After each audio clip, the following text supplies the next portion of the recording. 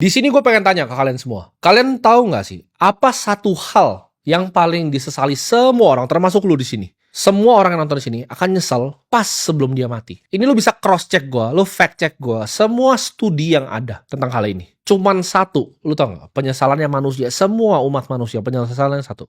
Ketika mereka di interview, ya udah diranjang, mereka udah mau mati nih, hidupnya udah di ujung nih, udah tua, udah pengen mati atau sakit, udah pengen mati. Ini studinya tanya ke mereka satu-satu. Apa sih yang lu paling nyeselin di dunia ini?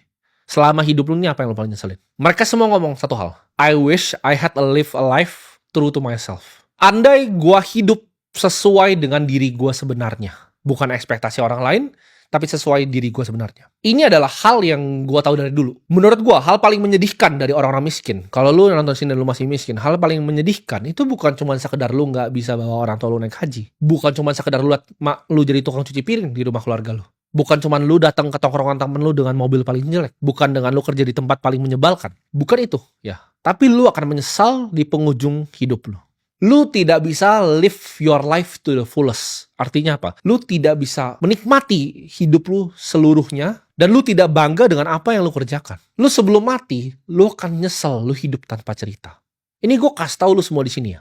Kalau gue, amit-amit ini gue dipanggil nih sama yang di atas, hari ini juga, benar-benar hari ini juga, gue tidak ada satu pun yang gue pengen balikin. Gue tidak pengen balik waktu, tidak ada yang pengen gue benerin, karena gue ngerasa gue live my life to the fullest setiap harinya. Setiap gue bangun pagi, sampai tadi gue masih meeting di kantor, gue syuting ini sekarang, semua yang gue lakukan itu ada artinya. Lu mau tahu di sini, yang gue sebut hal paling menyedihkan ya dari orang miskin itu apa? Ini gue akan kasih lu analogi, biar lu lebih gampang masuk ke kepala lu apa yang gue maksud dengan lu wish ya, you had a life true to yourself. Anggap lu punya teman tongkrongan, berlima. Ada satu pecundang, dan ada 4 orang yang sangat-sangat kaya dan sangat-sangat sukses. Anggaplah mereka ini semua teman satu SMA. Berlima ini.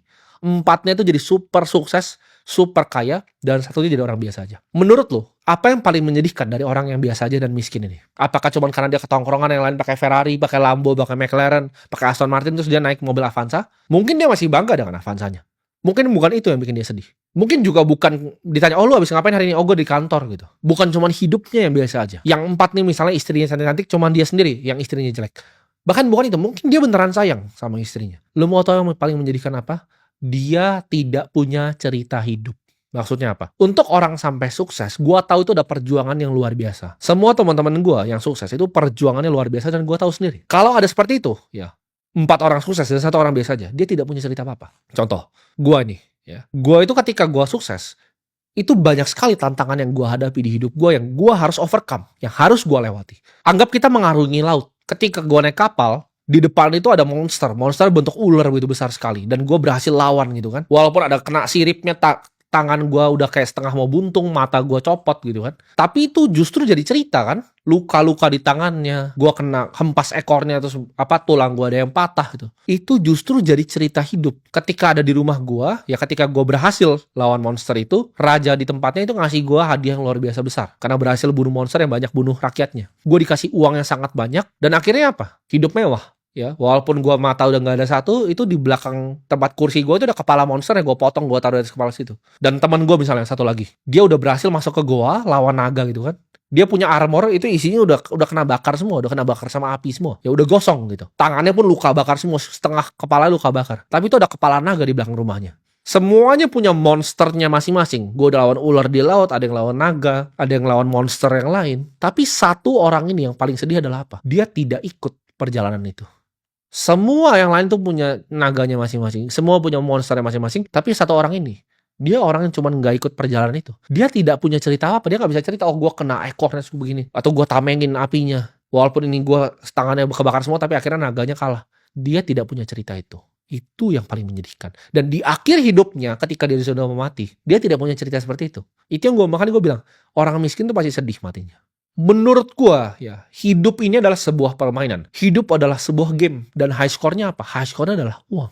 Orang ya, kalau bisa bilang uang itu nggak penting, gue udah tahu orang itu pasti goblok. Ada yang bantah gue nih, ada yang bilang, oh ada beberapa penemu yang hebat di dunia ini, tapi nggak punya uang. Menurut gue dia adalah orang yang bodoh. Karena kalau dia beneran pintar, dia harusnya tahu ya bahwa uang itu adalah solusi dari semua permasalahan hidupnya. Dia berarti adalah orang yang egois. Ya makanya bodoh. Dia egois, dia merasa idealis, dia merasa dia pintar, dia nggak usah nyari duit. Elon Musk ketika dia interview, lu bisa cek nih, interview salah satu yang terakhir dia. Ditanya nih sama interviewer, siapa sih yang menurut lo orang paling pintar di dunia selain lu? Jawabannya dia siapa? Oh, pertama dia mikir kan, abis itu dijawab. Larry Ellison yang bikin Oracle.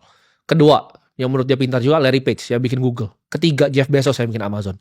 Tiga-tiganya ini adalah orang yang sangat sukses dan sangat kaya. Dan orang yang sangat pintar menurut Elon Musk, ya ini tiga orang ini. Yang intelektualnya super tinggi, udah pasti orang kaya. Jadi lu jangan percaya kalau ada yang kesannya intelektual tapi sebenarnya nggak punya duit. Kenapa lu tidak selesaikan game uang dulu sebelum lu baca tentang hal yang lain, sebelum lu melakukan hal yang lain?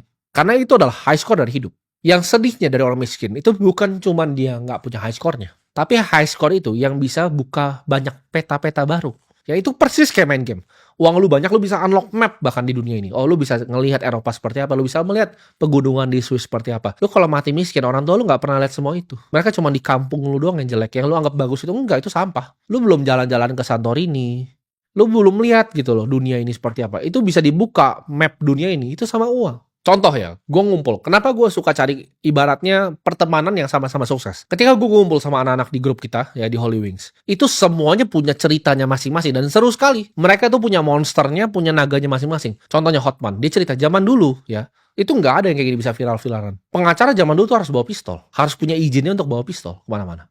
Karena bahaya profesi pengacara zaman dulu. Kalau sekarang orang nggak berani macam-macam karena tinggal diviralin. Zaman dulu kan nggak ada viral-viralan. Ada monsternya masing-masing gitu. Andrew ketika punya gadanya itu dibobol sama oknum TNI. Itu seru sekali gitu ceritanya. Ketika Ivan dikerjain sama orang sampai outletnya ditutup semua. Itu banyak cerita-ceritanya. Ada monster yang ditaklukkan masing-masing orang. Sampai mereka jadi orang seperti itu. Kalau lu cuma jadi orang biasa aja, lu tidak punya monster. Gua pun udah taklukin banyak monster di hidupku. Cuma lu aja nggak lihat di kamera di sini. Apa yang sudah gue lewatin. Buat orang-orang yang tahu gue, yang tahu di belakang layar apa yang gue kerjakan dan monster mana yang gue lawan. Banyak sekali. Lu kira gue nyampe sini ya? Gue umur 24 tahun punya triliunan itu gak kesini dengan gampang. Itu banyak sekali yang udah gue lawan, yang udah gue bunuh bahkan monster-monsternya. Tapi lu gak akan pernah paham di sini. Banyak sekali yang mau coba nyekat gue, banyak sekali yang mau coba jatuhin gue. Gue itu kalau gue bilang tadi, kalau gue mati hari ini, gue gak menyesal. Kenapa? Karena semua yang keluar dari mulut gue, ya lu mau terserah, lu gak percaya atau percaya. Semua yang keluar dari mulut gue ini adalah kepercayaan yang gue punya di hati gue. Ketika gue ngomong revolusi keuangan, orang banyak bilang, oh dia sebenarnya cuma persetan loh.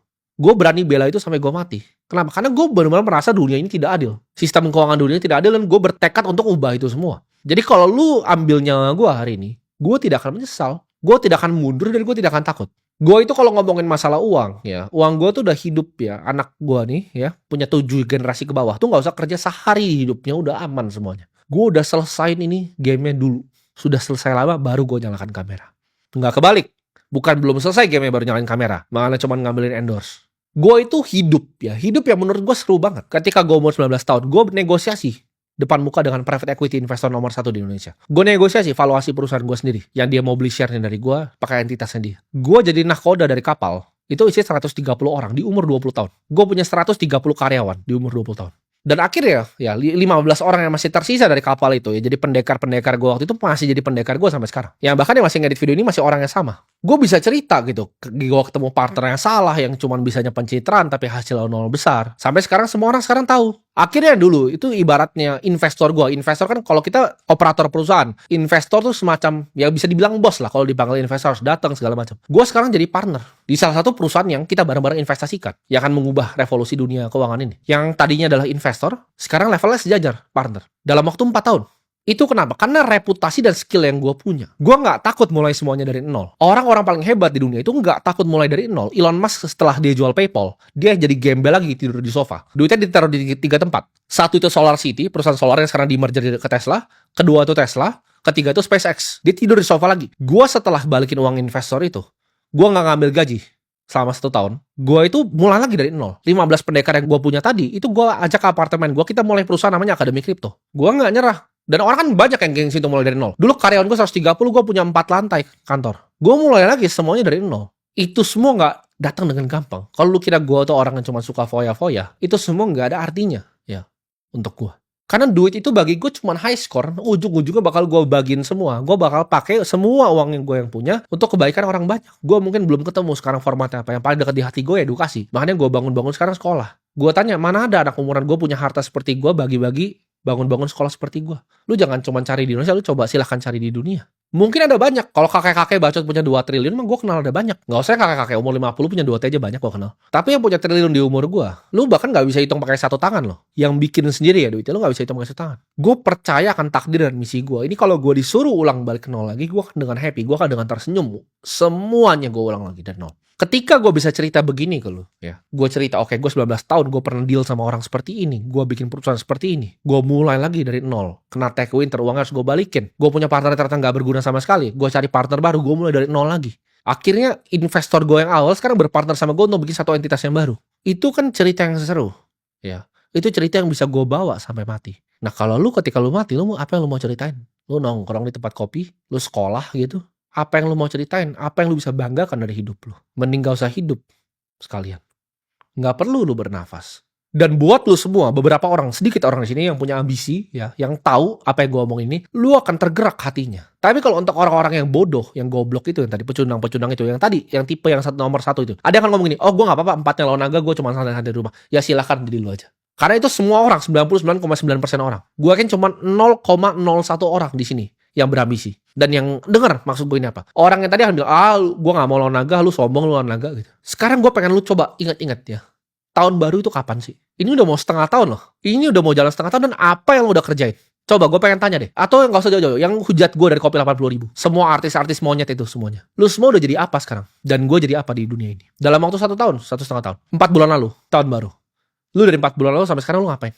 Masih nongkrong kah tempat sama?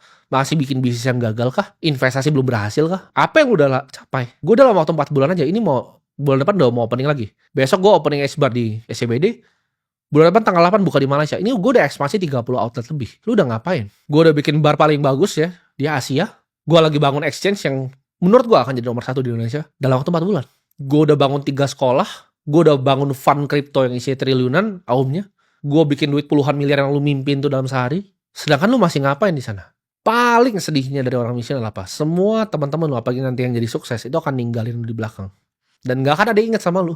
Ketika lu mati gak ada yang peduli sama lu. Bahkan lu mati besok pun keluarga lu cuma nangis 2 bulan. Habis itu mungkin orang tua lu sendiri juga mikir ini anak gak berguna gitu. Jangan di saat lu udah telat, lu baru sadar, otak lu baru kebuka, oh baru mau belajar. Karena waktunya udah gak ada lagi. Hidup itu sangat singkat. Lu silakan tanya ya. Coba yang umur 40-50 tahun sini komentar biar anak-anak muda ini tahu. Hidup tuh sangat singkat. Lu kedip nanti lu udah umur 40. Lu udah jadi pecundang ya, masih kerja sama orang, mobil LCGC, istri jelek, rumah jelek. Silahkan, gue tahu kebanyakan orang 99,9% maunya itu. Tapi buat lu 0,01 yang nonton ini, ya gue tunggu lu di perjalanan. Jangan cuma ngomong, oh gue mau lawan naga. Lu baru ketemu singa yang kecil aja lu dicakar dan nangis pulang.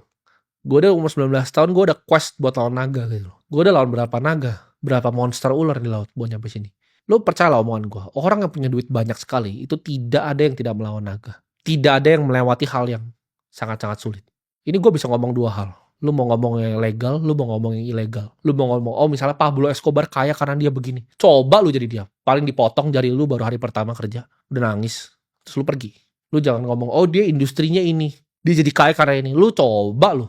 Lu kira gampang bikin kayak begitu? Bikin kartel seperti Pablo Escobar? Silahkan coba. Lu baru jualan di pinggir jalan udah mati. Jadi hidup ini gak ada yang gampang. Lu coba lu ngomong bikin Netflix. Coba bikin Netflix. Coba bikin Google. Sulit sekali dan bahkan naga yang mereka bunuh tuh udah jauh lebih banyak dari gua. Dan gue masih berproses gitu. Tapi gue gak pengen lu disini semua cuma tinggal diem. Jangan jadiin lu hidup yang sia-sia. Jangan jadi orang yang sia-sia di hidup ini. Jadi abis nonton video ini, ya jangan cuma lu diem-diem. Lu ingat setahun ini lu janji apa awal tahun. Dan sekarang lu belum lakuin. Dan lu lakuin itu sekarang.